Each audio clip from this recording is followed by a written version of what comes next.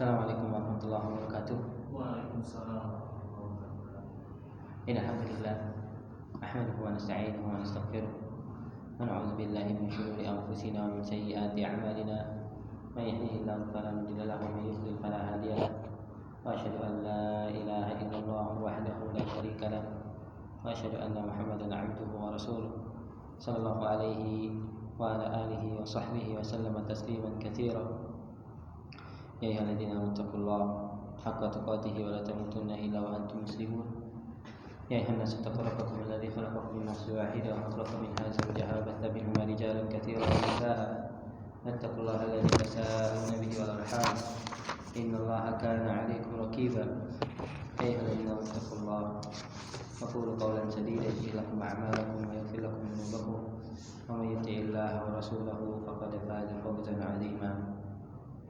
أما بعد فإن أصدق الحديث كتاب الله وخير الهدى هدى محمد صلى الله عليه وعلى آله وصحبه وسلم. شر الأمور محدثاتها فإن كل محدثة بدعة وكل بدعة ضلالة وكل ضلالة في النار. Jamaah sekalian, nikmat Allah Subhanahu wa taala. Alhamdulillah, segala puji bagi Allah Subhanahu wa taala atas segala nikmat dan juga karunia yang Allah Subhanahu wa taala berikan kepada kita hingga pada hari Ahad tanggal berapa Rajab?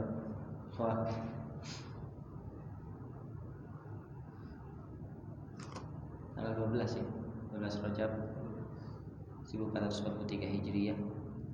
Kita berikan oleh Allah Subhanahu wa taala kesempatan dan juga taufik untuk mulai kajian perdana tentang pembahasan fikih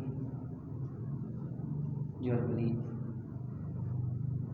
dan juga harta haram yang insyaallah kita akan kaji rutin setiap hari Ahad dengan izin Allah Subhanahu wa taala setiap pukul 10 insyaallah taala dengan kitab yang dikarang oleh Ustaz Aminul Bait hafizallahu taala. Alhamdulillah, saya sudah minta izin kepada beliau untuk membahas kitab ini di dalam kajian kita, dan beliau juga Masya Allah jemaah sekalian mengirimkan kepada anak kitab. Kata beliau, kirimkan alamatnya, nanti anak kirimkan. Semoga Allah membalas kebaikan beliau dan juga semoga kita bisa mengambil manfaat dari apa yang dituliskan oleh beliau hafizallahu ta'ala. Tentu beliau memiliki niat agar kaum muslimin memiliki pemahaman yang baik tentang jual beli sesuai syariat Islam, dan juga kaum muslimin semakin paham apa yang mereka cari dari harta benar-benar halal, tidak tercampur dengan hal-hal yang diharamkan oleh Allah Subhanahu wa taala. Karena tentu jemaah sekalian, bahwasanya dunia ini adalah tempat di mana seorang muslim berusaha mencari kebutuhannya dengan sesuatu yang dihalalkan oleh Allah Subhanahu wa taala. Dan jangan sampai kita terkena ucapan atau termakan dengan ungkapan-ungkapan yang salah. Katanya di zaman sekarang yang halal semakin sedikit, yang halal semakin sedikit. orang sulit untuk mencari kerja atau kerjaan untuk memenuhi kebutuhannya. Padahal Allah Subhanahu wa taala memberikan kepada umat manusia sangat besar sekali nikmat berupa nikmat akal, nikmat bagaimana dia mampu menghasilkan rezeki dengan cara yang diperbolehkan oleh Allah Subhanahu wa taala.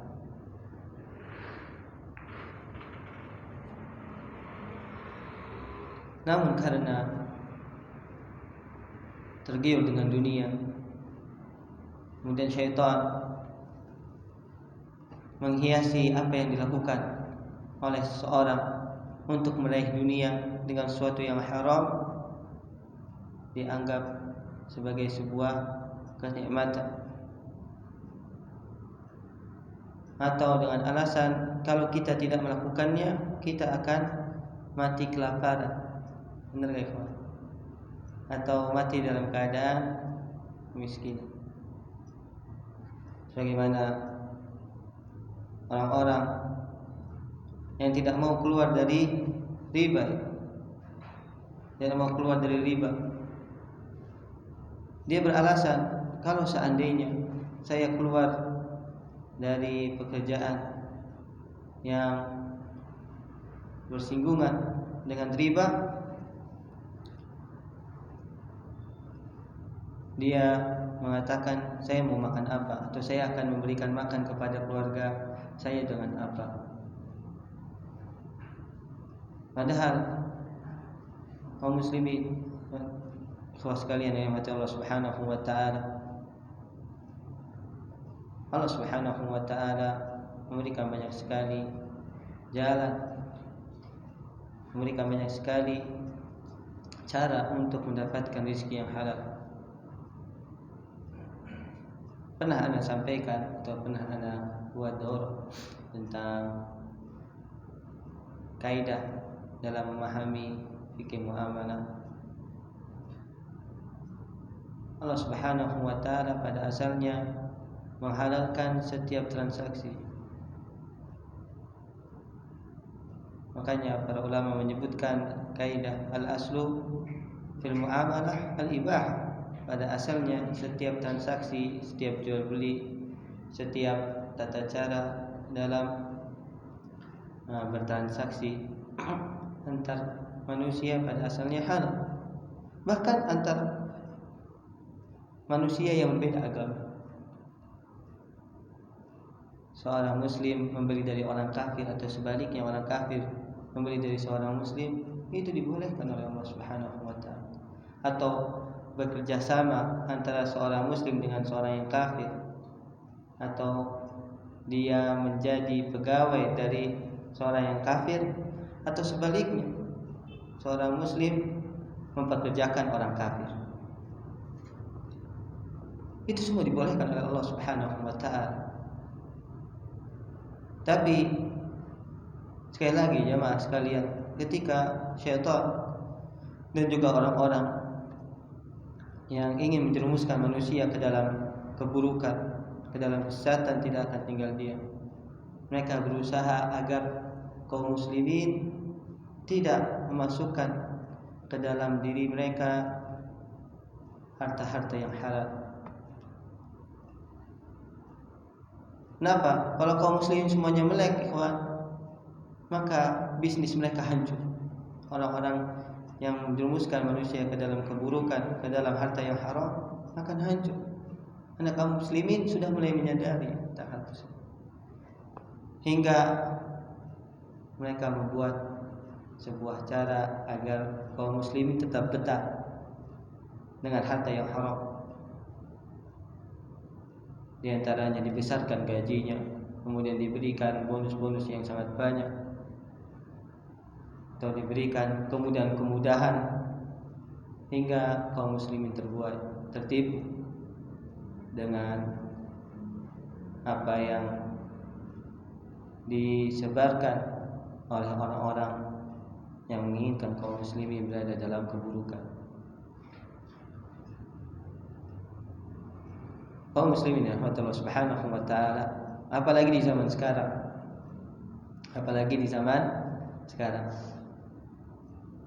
Teknologi semakin canggih.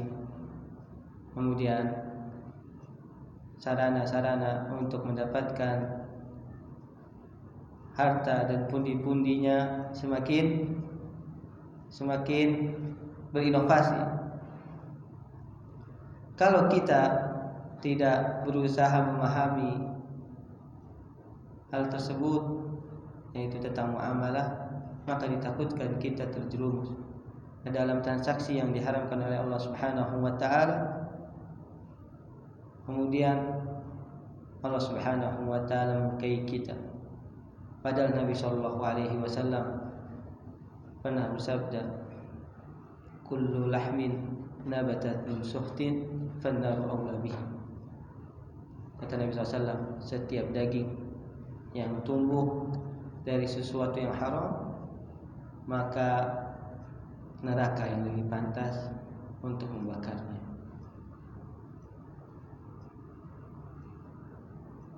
Kalau seandainya kaum muslimin sadar bahwasanya kehidupan dunia ini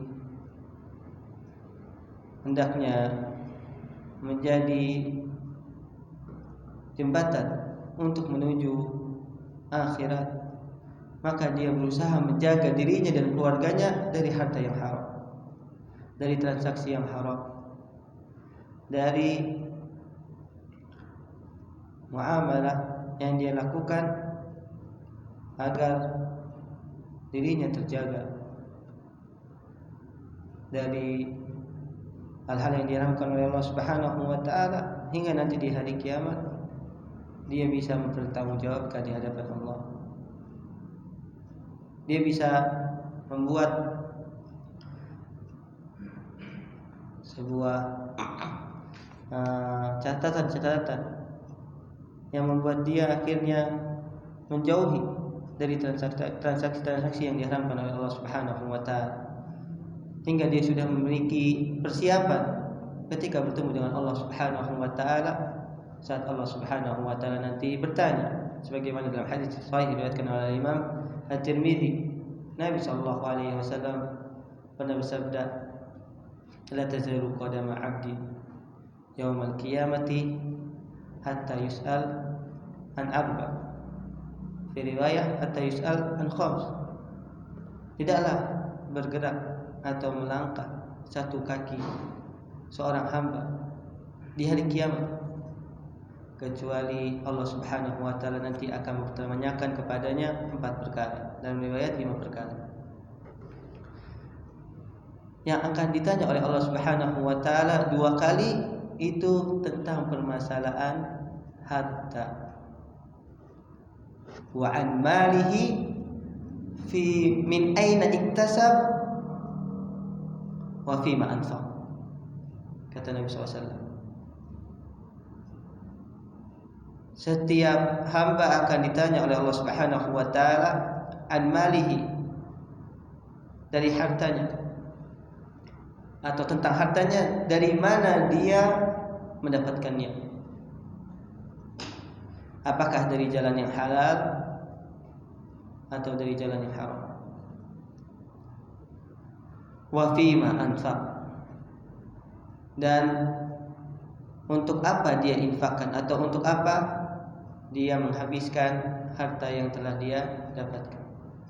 Apakah dia menghabiskannya di jalan yang benar, atau dia menghabiskan hartanya tersebut dalam rangka bermaksiat, dalam rangka melaksanakan apa yang dilarang oleh Allah Subhanahu wa taala. Ini semua akan dipertanggungjawabkan di hadapan Allah Subhanahu wa taala. Kalau seseorang mengetahui transaksi-transaksi yang berkembang di zaman sekarang, mana yang dihalalkan, mana yang diharamkan, mudah-mudahan Dengan hal itu Allah Subhanahu wa taala mempermudah dia dalam menjawab pertanyaan nanti di hari kiamat. Karena dengan dia mengetahui hal ini adalah hal yang halal, kemudian dia melakukannya, dan haram dia menjauhinya, dia akan selamat jemaah sekalian. Dia akan selamat. Maka mudah-mudahan kajian kita ini Allah Subhanahu wa taala berikan keberkahan, Allah Subhanahu wa taala berikan taufik untuk kita semua dalam rangka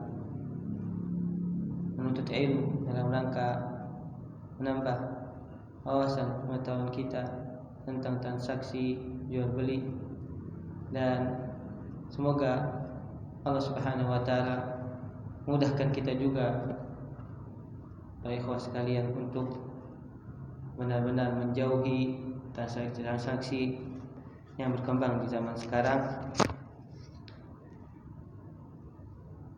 hingga kita tidak mendapatkan kemurkaan dari Allah Subhanahu wa taala karena kita melakukan transaksi yang diharamkan oleh Allah Subhanahu wa taala.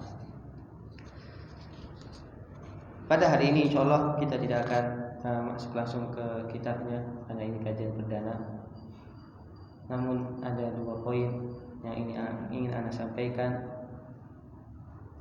dalam kajian perdana dari pengantar fikih jual beli dan harta haram.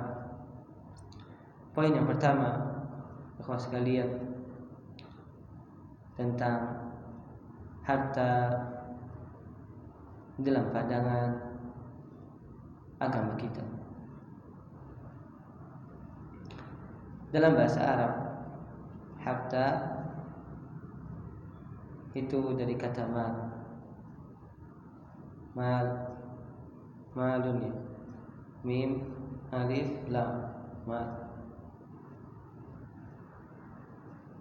Maknanya secara bahasa dari kata mala yamilu. Apa itu makna mala yamilu? Ikhwan, contoh, maknanya contoh. Makanya kenapa harta diambil dari kata mim, alif dan lam? Karena harta itu akan membuat manusia tertarik untuk meraih, akan membuat hati manusia condong untuk menggapainya.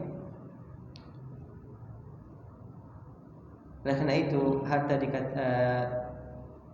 dijadikan atau diambil dari kata serapan mala yamil, malun, karena harta akan membuat hati manusia condong kepadanya, ingin berebut meraihnya, ingin berlomba-lomba untuk mendapatkannya, maka dinamakan mal.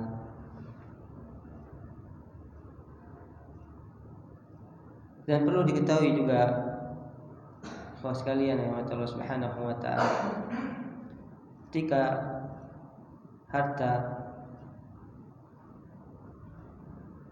yang Allah Subhanahu wa taala meletakkan di dunia ini, ternyata itu semua adalah pemberian. Sekali lagi, adalah pemberian. Jadi semua kita ini hanya diamanahkan. Jangan kita yakini atau fahami Allah Subhanahu wa taala itu memberikan kepada kita tidak dengan pertanggungjawaban. Karena sadarilah, mal, harta yang Allah Subhanahu wa taala berikan kepada kita itu adalah titipan. Adalah apa? Titipan. Makanya dalam ayat banyak sekali Allah Subhanahu wa taala sebutkan tentang pembahasan zakat. Di antaranya dalam surat Al-Baqarah, alladzina yu'minuna bil ghaibi wa yuqimuna sholata. Terusannya apa jemaah? Wa mimma razaqnahum yunfiqun. Orang yang bertakwa, Allah Subhanahu wa taala dalam surat Al-Baqarah ayat yang ke-4.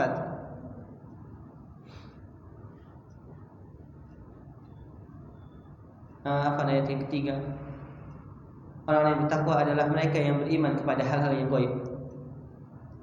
Kemudian mereka menegakkan salat. Wa mimma razaqnahum, dan dari apa yang kami rizkikan kepada mereka, mereka membayarkan zakatnya. Perhatikan, razaqnahum, kami yang memberikan kepada mereka rezeki. Jadi Allah Subhanahu wa taala yang memberikan harta kepada manusia. Jangan dipahami kalau seandainya seseorang mendapatkan harta, dia dapatkan dari usahanya, dari keringat yang sudah dia keluarkan. Jangan dikira seperti itu jemaah, karena pada asalnya harta itu adalah pemberian yang Allah Subhanahu wa taala berikan. Kalau seandainya itu milik manusia, tentu semua manusia akan mendapatkan harta. Ternyata tidak, jemaah, benar ya? Ada yang Allah Subhanahu wa taala bukakan keran rezekinya, hartanya, hingga memiliki Masya Allah perbendaharaan yang sangat banyak. Seperti siapa? Qarun. Ada di antara mereka yang tidak mendapatkan sedikit dari dunia ini. Dia hidup berada di bawah garis kemiskinan bahasanya. Karena harta ini adalah pemberian siapa? Allah Subhanahu wa taala, sekaligus titipan amanah yang Allah Subhanahu wa taala akan bertanggungjawabkan.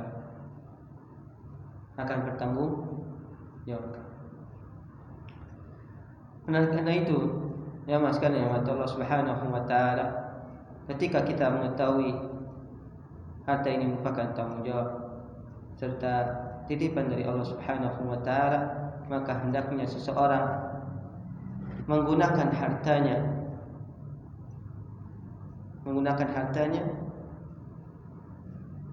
dengan penuh kehati-hatian. Jangan sampai dia sia-siakan. Jangan sampai naudzubillah dia menggunakan harta yang Allah Subhanahu wa taala titipkan kepadanya untuk melakukan sesuatu yang dimurkai oleh Allah Subhanahu wa taala, yang akan membuat dia sulit, yang akan membuat dia mendapatkan kesengsaraan. Kapan? Nanti di akhirat. Karena kata Ali bin Abi Thalib, harta ini yang halal dihisab. Kalau haram, ketika Allah tidak memaafkannya akan diadab. Yang halal dihisab. Makanya kata Nabi SAW, jemaah, orang miskin akan masuk ke dalam surga lebih dahulu berapa tahun, jemaah? Siapa yang pernah dengar hadisnya?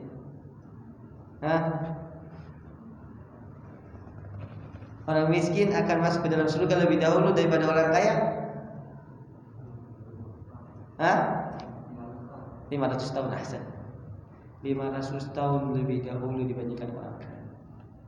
Karena hisabnya, jemaah, hisabnya yang lama. Satu persatu Allah Subhanahu wa taala bertanya. Pertanyaannya tadi apa? Dua hal tadi. Min aina iktasaba wa fima anfaqa. Dari mana dia mendapatkannya? Dan yang kedua, bagaimana dia menghabiskannya? Atau untuk apa dia menghabiskannya?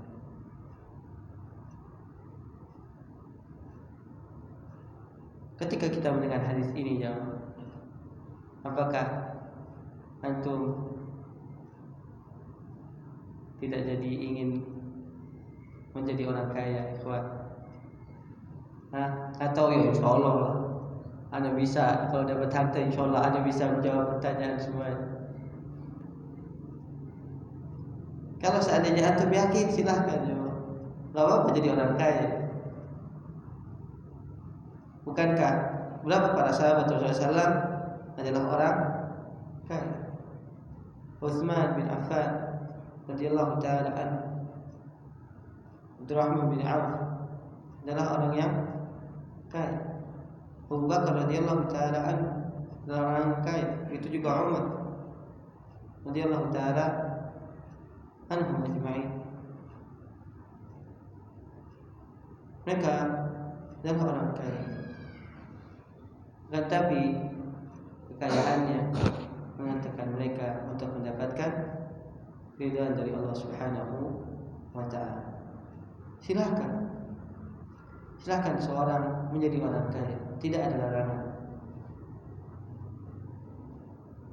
Yang dilarang adalah ketika kekayaannya tersebut membuat dia lupa untuk melaksanakan kewajiban, hingga sholat ditinggalkan, zakat pun tidak pernah dikeluarkan, dan kekayaannya membuat dia lupa untuk kembali kepada kampung akhirat, seolah-olah kekayaannya membuat dia kekal. Yahsabu anna malahu akhlada. Dia menyangka dengan hartanya akan membuat dia kekal di dunia. Itulah kekayaan yang membuat seorang celaka. Kekayaan yang mengantarkannya kepada kesengsaraan dan kebinasaan. Sebagaimana kekayaannya siapa, Pak? Kekayaannya Qarun, Fir'aun, itu juga Haman. Kedudukannya, kekayaannya membuat dia lupa untuk menghambakan diri kepada Allah Subhanahu wa taala, hingga Allah Subhanahu wa taala menjadikan ibrah pelajaran bagi mereka yang ingin mengambil pelajaran di dalam Al-Quran. Kaum muslimin, nikmat Allah Subhanahu wa taala, harta yang terbaik adalah harta di tangannya orang-orang yang bertakwa kepada Allah Subhanahu wa taala. Sebagaimana kata Nabi SAW, khairul mal fi yadis sha'il. Kama qala Nabi SAW, sebaik-baik harta adalah harta yang dimiliki orang yang saleh. Jika hartanya dia gunakan untuk mendapatkan sebanyak-banyaknya pahala di sisi Allah Subhanahu wa taala, dia infakkan, dia pergunakan untuk mendapatkan pahala yang besar di sisi Allah Subhanahu wa taala.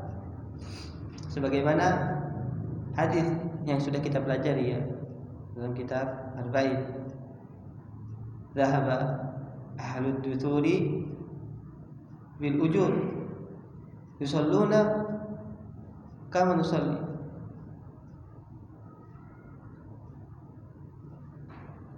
Yasumuna kama nasum. Yatasaddaquna wa la natasaddaq. Kama qala Nabi sallallahu alaihi wasallam, orang-orang kaya membawa pahala yang besar. Mereka sholat sebagaimana kami sholat. Mereka berpuasa sebagaimana kami berpuasa. Namun ketika mereka bersedekah, kami tidak mampu bersedekah.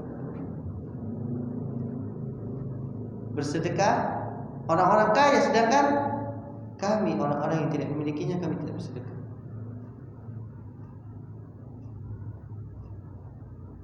Inilah yang menjadikan orang kaya mendapatkan kemuliaan di sisi Allah Subhanahu wa taala. Saat hartanya dia infakkan di jalan Allah Subhanahu wa taala, dia dermakan kepada tempat-tempat kebaikan, hingga Allah Subhanahu wa taala memberikan pahala yang besar nanti di hari kiamat. Kaum muslimin, rahmat Allah Subhanahu wa taala, Tapi jangan berkecil hati juga bagi mereka yang tidak diberikan oleh Allah Subhanahu wa taala harta yang banyak atau cukup, mungkin serba kekurangan. Karena sejatinya khawas sekalian nikmat Allah Subhanahu wa taala, dunia ini bukan kehidupan yang abadi. Kalau seandainya seorang muslim dia ingin bersabar, ternyata Allah Subhanahu wa taala mentakdirkan dia mendapatkan harta yang halal hanya sedikit, maka dia bersyukur kepada Allah Subhanahu wa taala. Karena kehidupan dunia ini akan dia tinggalkan. Adakah antum melihat jemaah yang memiliki banyak sekali rumah, banyak sekali ruko, banyak sekali mobil, ketika dia meninggal hartanya semua dikuburkan bersama, atau dia tinggalkan semuanya? Ada pak? Orang kaya dia dikuburkan di dalam rumahnya yang paling mewah, atau ketika dia meninggal dia diantarkan dengan mobilnya yang paling Masya Allah. Misalnya dia punya Alphard, dia meninggal diantarkan pakai Alphardnya, ada nggak pak? Diantarkannya pakai apa? Ambulan. Kemudian kain kafan, apakah kain kafan dia gunakan dilapisi tubuhnya dengan baju yang paling mahal yang dia miliki? Nyata dengan kain kafan yang harganya mungkin tidak sampai 50.000. Semuanya akan ditinggalkan. Maka sungguh tertipu jemaah sekalian mata Allah Subhanahu wa taala seorang yang setiap harinya bagaimana dia ingin mendapatkan harta, mengumpulkan, sampai lupa untuk menghambakan diri kepada Allah, lupa untuk sholat, lupa untuk berzakat, lupa untuk mendemakan hartanya ke jalan yang benar.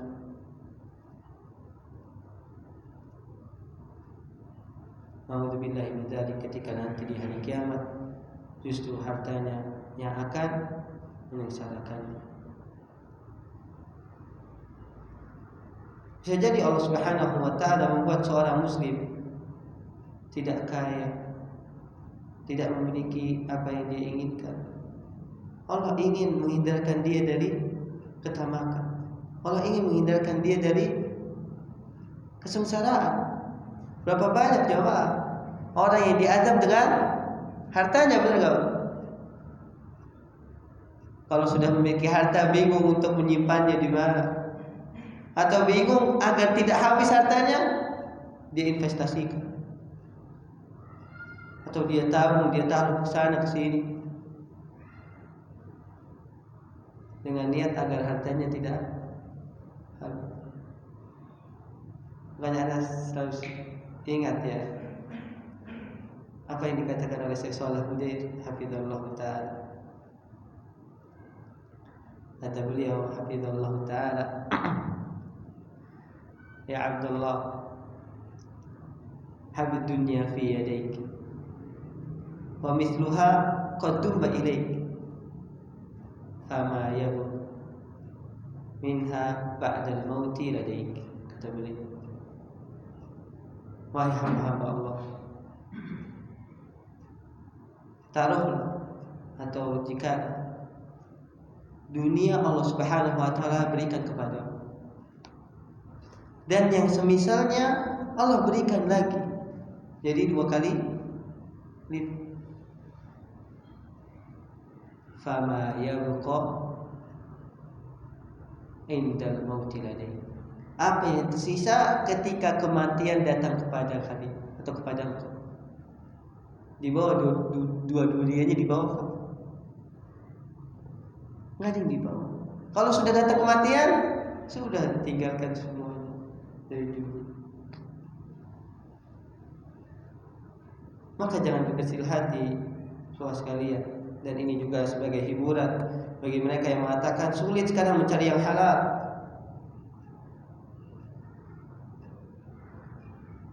Karena dunia ini sudah Allah Subhanahu wa taala tentukan rezekinya masing-masing. Siapa yang Allah Subhanahu wa taala tidak jadikan dia sebagai seorang yang kaya atau yang berkecukupan, sebab kekurangan, maka hendaknya dia bersyukur kepada Allah Subhanahu wa taala. Mungkin dia masih mendapatkan makanan 1 kali sehari. Nabi SAW setelah hijrah, jemaah sekalian, 10 tahun tidak pernah kenyang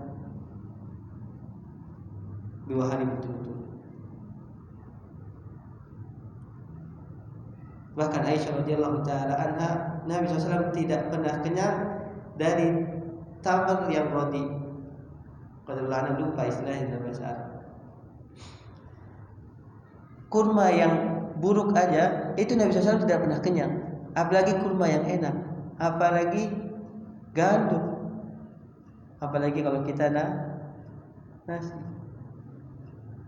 Itu Nabi SAW, orang yang paling mulia, orang yang paling terbaik, orang yang paling dicintai oleh Allah Subhanahu wa taala. Tidak pernah kenyang dari kurma yang jelek jenisnya.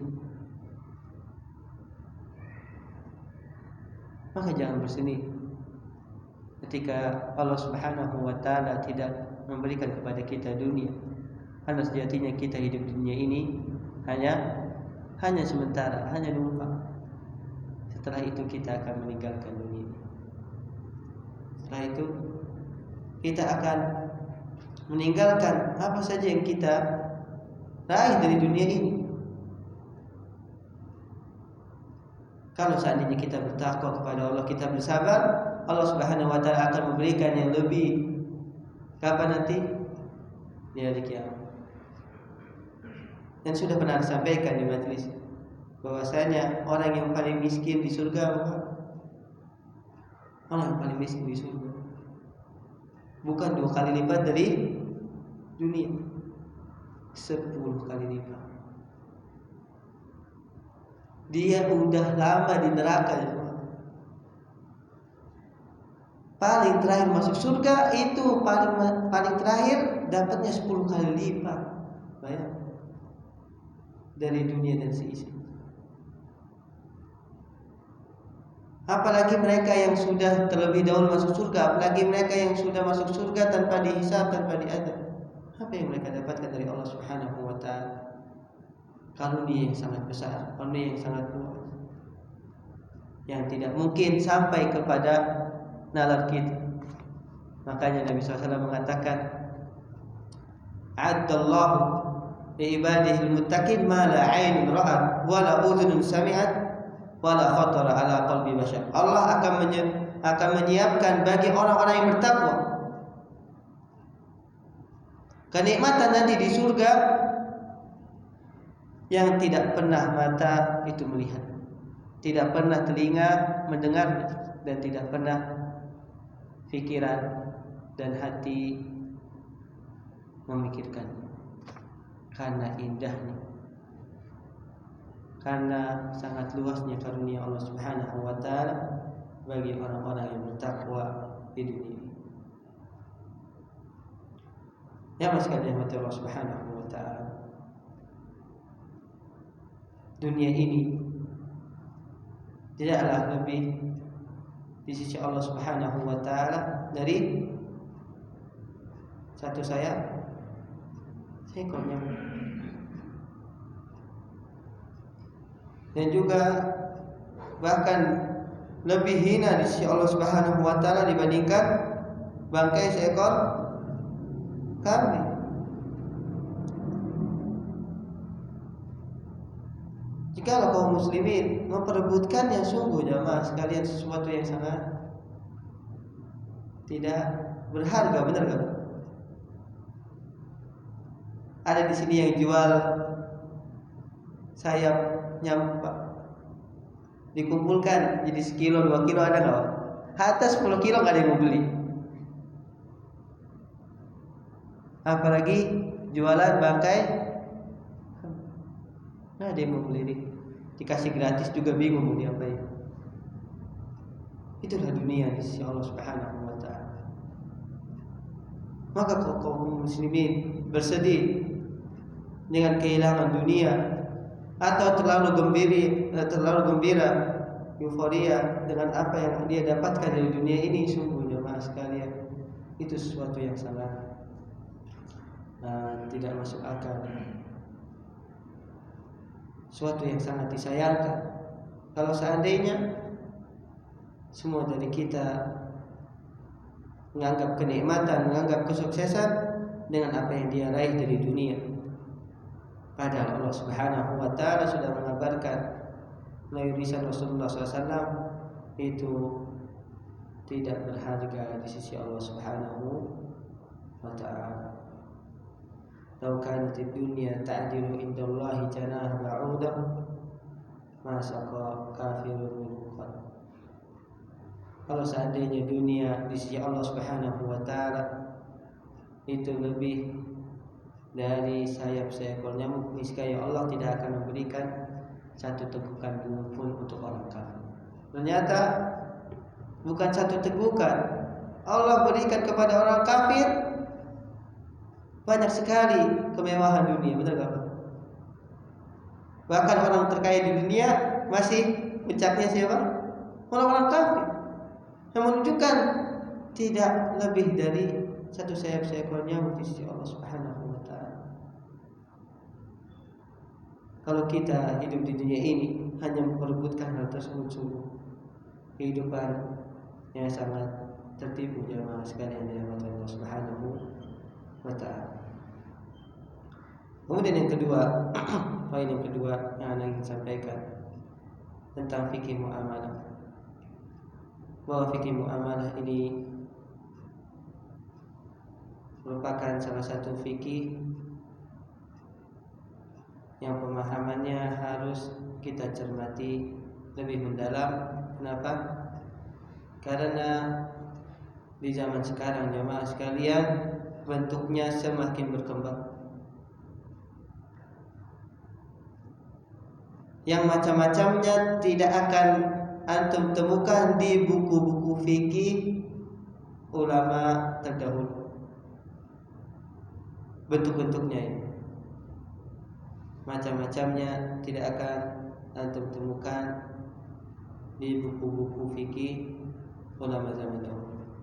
Namun pokok-pokoknya atau secara garis besarnya pernah dibahas, tapi macam-macam yang lebih banyak itu tidak kita temukan di buku-buku ulama klasik. Maka perlu di sini adanya ketelitian, kemudian kesabaran, kemudian yang ketiga jemaah sekalian harus memiliki ketenangan dalam menghukumi setiap transaksi. Kenapa jemaah sekalian? Karena semakin kompleks apa yang kita dapatkan di zaman sekarang dari transaksi, semakin kompleks, semakin macam-macam. Karena manusia terus berinovasi dalam transaksi. Mereka terus melakukan perubahan-perubahan. Ketika menghukumi sebuah transaksi di zaman modern ini, maka kita membutuhkan gambaran yang utuh atau gambaran yang jelas dari transaksi tersebut. Kemudian kita coba kembalikan konsepnya kepada buku-buku ulama yang terdahulu, dari ulama-ulama klasik. Kemudian setelah itu baru kita bisa menilai apakah transaksi tersebut dibolehkan oleh Allah Subhanahu wa ta'ala atau tidak. Maka yang jamaah sekalian Allah Subhanahu wa ta'ala tentang fikih muamalah ini kata para ulama, sahlun mumtani, mudah tapi kompleks. Tidak semua orang bisa memahaminya. Kalau fikih yang berkaitan dengan ibadah, insya Allah tidak ada yang namanya apa Pak? Inovasi. Kalau inovasi nanti jadi bid'ah, betul gak Pak? Nah, kalau muamalah ini yang berbeda. Masalah dunia Allah Subhanahu wa taala bebaskan. Allah Subhanahu wa taala bebaskan kepada manusia untuk melakukannya, tapi ada koridor-koridor syariat yang harus diperhatikan. Makanya contohnya ketika kita membeli mobil atau kita membeli dengan cara online sekarang, di zaman Nabi SAW tidak ada. Apakah tidak boleh Pak jual beli secara online di marketplace, atau kita beli handphone, beli mobil? Di zaman Nabi SAW tidak ada. Ketika tidak ada, apakah tidak boleh? Itu bukan kaidah. Karena di zaman Nabi SAW tidak ada, bukan otomatis kita tidak boleh melakukan. Sebabkan transaksi ini berkaitan dengan transaksi masalah dunia muamalah. Terus berkembang, terus berinovasi, hingga setiap dari kita berusaha memperhatikan apa saja yang berjalan atau apa saja yang berubah dari sistem transaksi, dan kita bisa mengenalnya. Kalau bisa kita lebih tingkatkan lagi, kita bisa mengecek apakah transaksi tersebut termasuk dari hal yang dibolehkan atau yang diharamkan. Ana nukilkan di sini dari perkataan Syekh Sulaiman Ar-Ruhaili hafizahullah taala. Kata beliau bahwasanya seorang yang mempelajari fikih muamalah hendaknya dia mendahulukan takwa kepada Allah. Kata beliau, lianna fikih hadhil muamalah fikhun daqiq, karena permasalahan fikih tentang jual beli, terutama yang berkembang di zaman sekarang, itu adalah fikih yang sangat kompleks. Harus memiliki ketakwaan kepada Allah Subhanahu wa taala yang pertama, dan dia harus benar-benar takut kepada Allah Subhanahu wa taala. Kata beliau, fa inna an-nadhira fil muamalati al-maliyah yanzuru fi babin 'azim min bab syahawat, ala wa huwa al-mal, wal mal tata'allaqu bihi an-nufus ta'alluqan shadidan, wa qad yukhsha 'ala an-nadhir fil muamalati al-maliyah an yanzura ila ma yuriduhu an-nas wa ila qulubin nas wa ila iktisabi mahabbatin nas bi an yukharrija lahum tasarrufatihim al-maliyah ala takhrijatin syari'iyah walau bita'assuf. Kata beliau, karena orang yang memperhatikan sistem transaksi itu akan sangat berkaitan dengan harta, yang berkaitan dengan syahwatnya, syahwat untuk mendapatkan harta. Dan tentu harta sangat disenangi oleh jiwa Pak. Bahkan fatwa bisa disetir karena apa Pak? Karena iming-imingnya. Betul gak Pak?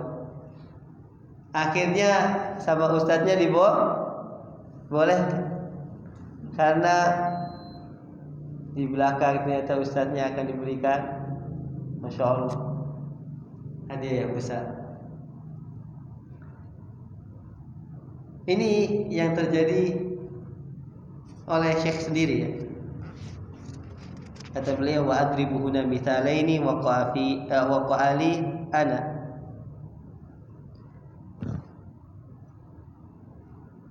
Kata beliau,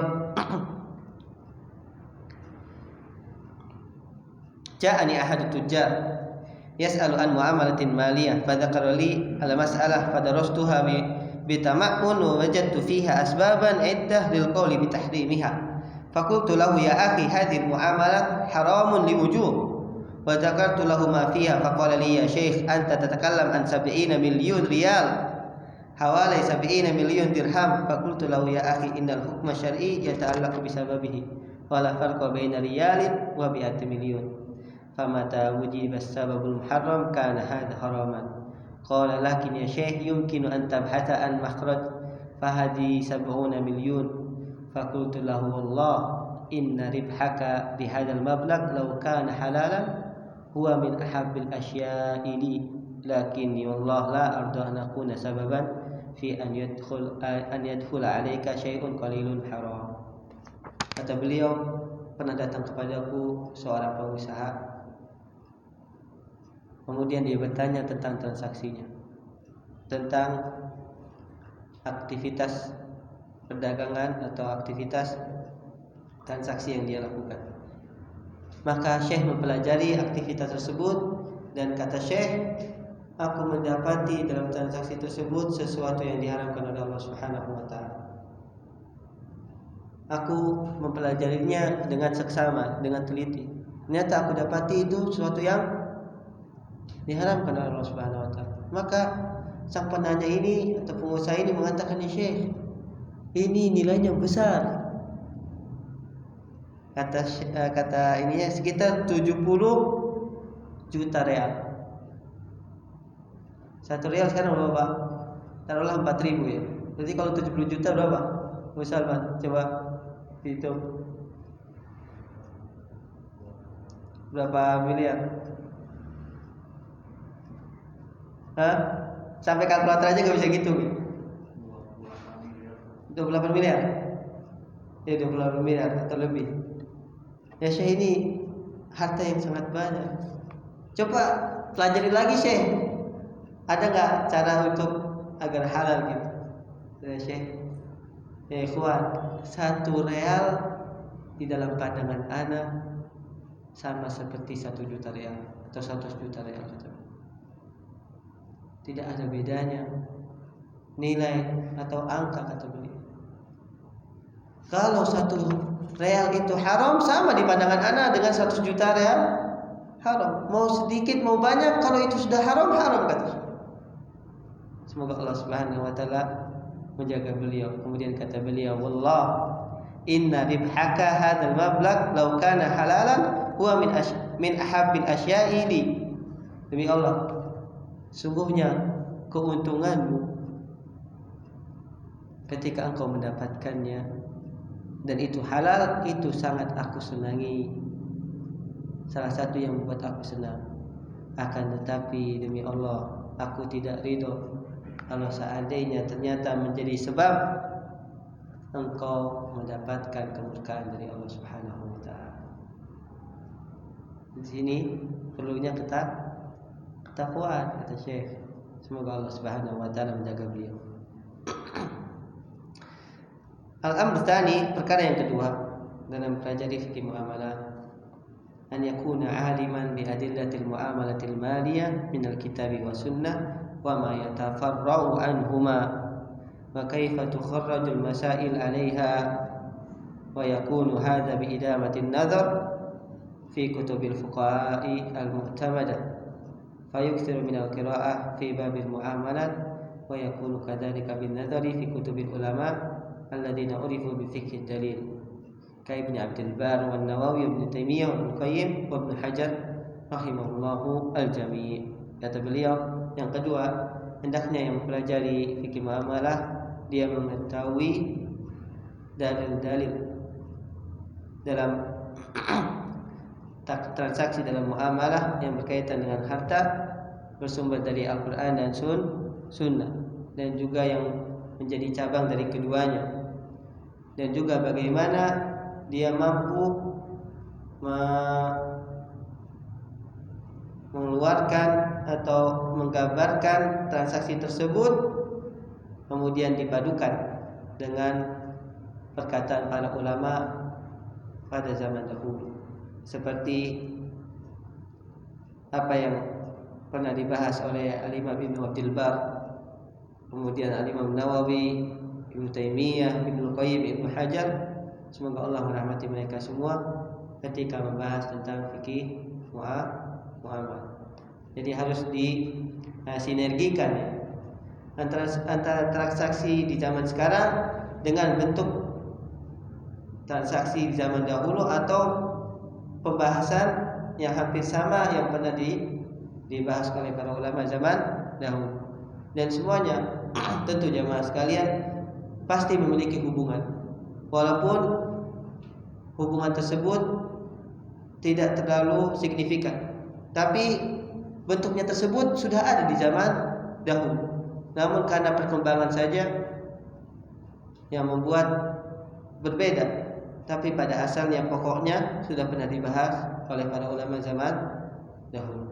Makanya ini yang membuat agak sulit jemaah, ketika ada sebuah masalah atau transaksi di zaman sekarang, kemudian transaksi tersebut kita coba sinergikan dengan transaksi yang pernah dijelaskan oleh para ulama zaman dahulu. Itu yang sulit. Karena apa? Karena kalau kita tidak menemukannya, maka sulit kita untuk menilai. Para ulama zaman dahulu tentu lebih paham, dan kita coba menjadikan transaksi yang kita lakukan atau yang berkembang di zaman sekarang itu dikembalikan kepada transaksi yang pernah dibahas oleh para ulama zaman dahulu, agar lebih tersusun dan juga bisa diketahui tentang kehalalannya atau keharamannya. Yang ketiga terakhir kata Syekh, an yakuna aliman bi usulil mubahat fil muamalat al maliyah wa kaifa yukharraju 'alaiha. Yang ketiga yang harus diketahui para penuntut ilmu yang mempelajari fikih muamalah, dia harus mengetahui dasar-dasar sesuatu yang dihalalkan di dalam fikih muamalah atau dalam transaksi harta. Karena yang harus diketahui bahwa transaksi jual beli pada asalnya hukumnya apa, Pak? Halal. Jadi aspek yang paling besar dalam transaksi jual beli itu kita harus letakkan dalam akal kita, pada asalnya halal. Yang mengharamkan harus mendatangkan dalil. Sekali lagi, yang mengharamkan dalam transaksi jual beli yang berkembang di masyarakat harus mendatangkan dalil.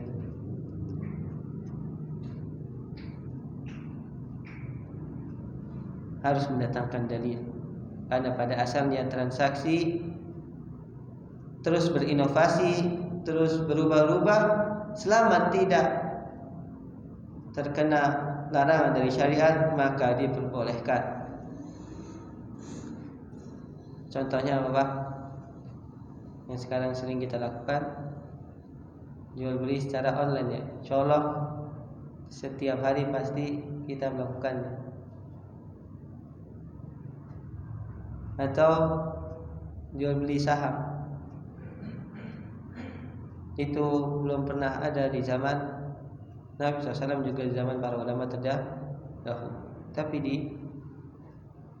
diperbolehkan pada asalnya. Sebelum nanti kita akan sebutkan beberapa catatan-catatan ketika boleh melaksanakan jual beli saham. Kalau seseorang sudah mengetahui hal-hal yang dihalalkan, maka akan semakin mudah untuk menilai transaksi tersebut apakah diperbolehkan atau diharamkan. Karena pada asalnya transaksi apa, Pak? Transaksi yang berkembang di masyarakat adalah transaksi yang dihalalkan. Nah, itu dua hal yang kita bisa bahas pada kesempatan hari ini. Semoga Allah Subhanahu wa taala memberikan kepada kita taufik, memberikan kepada kita ilmu yang bermanfaat. Untuk pekan depan insyaallah kita akan mulai dengan kitabnya. Semoga Allah Subhanahu wa taala mempermudah kita untuk mempelajarinya. Fadhal, mungkin ada pertanyaan dari ikhwah atau dari online? Fadhal. Asal dari suatu barang atau produk atau jasa itu yang sifatnya haram, apakah segala fasilitas yang diberikan berupa hadiah, bonus, dan voucher itu bagaimana hukumnya? Dari semua produk, jasa, barang yang sifatnya zatnya itu haram, contohnya langsung bank ribawiya lah. Seperti bank ribawiya. Pabrik apa? Bank. Oh, bank. Nah, Memberikan fasilitas seperti kita menggunakan debit dapat diskon, debit bank konvensional kita dapat potongan sekian persen, terus dapat kalender, terus dapat tas dan lain sebagainya. Itu bagaimana sih? iya, ada pertanyaan bagaimana yang bersinggungan dengan bank ribawi, dari hadiahnya atau diskonnya atau apa lagi Pak, segala macamnya, kalendernya. Maka Allah Ta'ala alam, yang lebih baik kita menjauhinya, walaupun hanya gratis, kalender segala macam, walaupun gratis, lebih baik kasih ke orang daripada kita yang memanfaatkan. Jadi diskon yang kemarin kita masih ke fakir miskin. Iya, berikan kepada fakir miskin atau berikan kepada jalan-jalan, daripada kita memakan sesuatu yang bersinggungan dengan sesuatu yang diharamkan berupa riba. Lebih baik biar kita lebih selamat, lebih selamat. Apalagi kita mendapatkannya langsung dari mereka. Beda kalau misalnya dari tangan orang kedua, walaupun kita tahu. Kalau kita langsung tahu itu dari bank, udah jangan diterima. Sebagaimana ada kisah, saya Sulaiman juga kalau masalah yang kisah, atau salah seorang syekh, lupa syekhnya. Beberapa mahasiswa diundang ke salah satu bank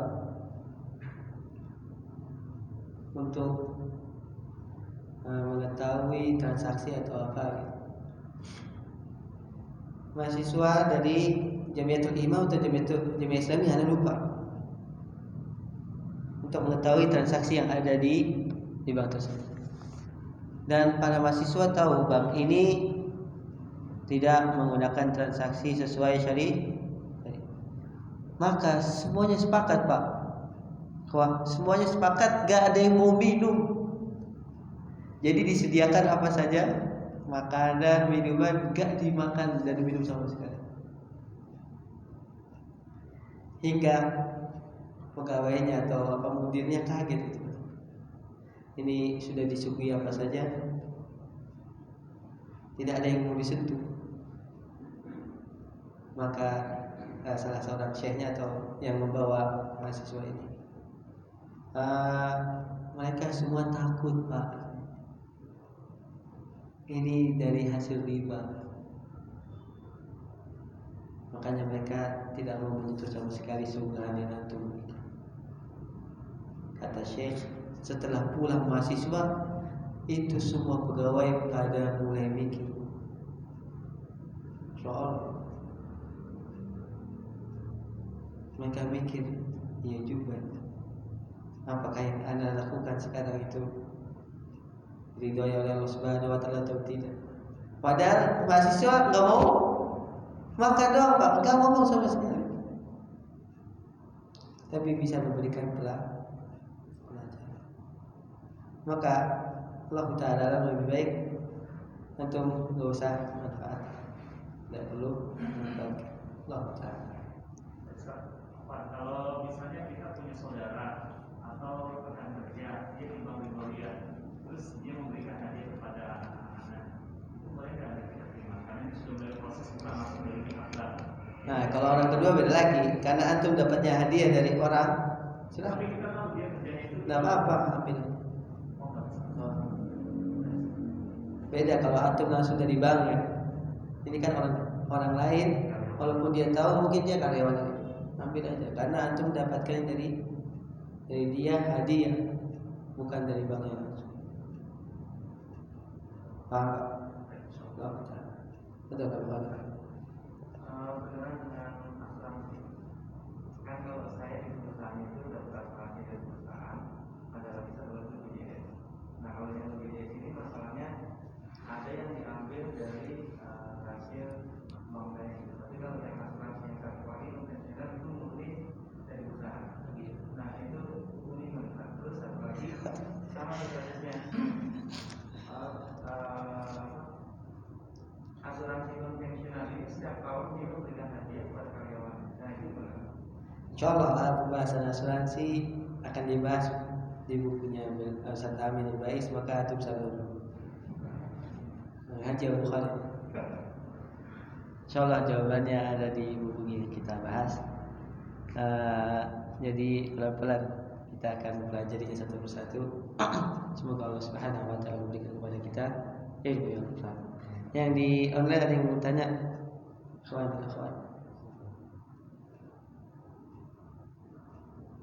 Hal yang berkaitan dengan transaksi sabar. Ini baru pertemuan pertama.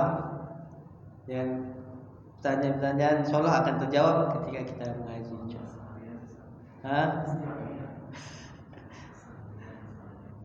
Fadal, Hamzah. Ditulis aja atau mau langsung? Fadal, kalau di langsung silakan dinyalakan. Karena sih lebih senang langsung. Fadal, Hamzah.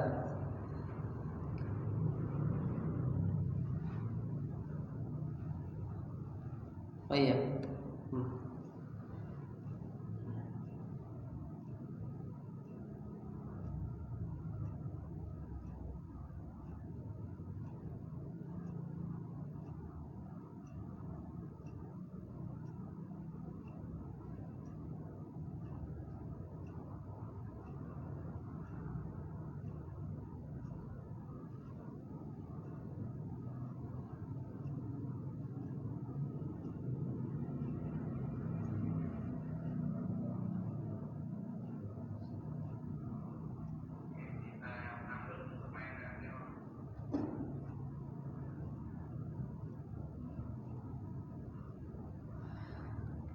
Kalau seandainya diperbolehkan, bahkan justru itu membuat agar bisa diketahui jalur-jalurnya, kemudian ditampal ya, maka insya Allah nggak apa-apa.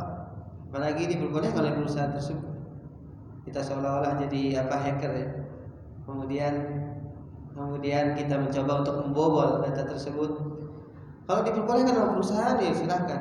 Karena mungkin itu salah satu cara agar bisa lebih memprotek, lebih melindungi basis data dari perusahaan tersebut. Maka insyaallah taala diperbolehkan. Allah taala.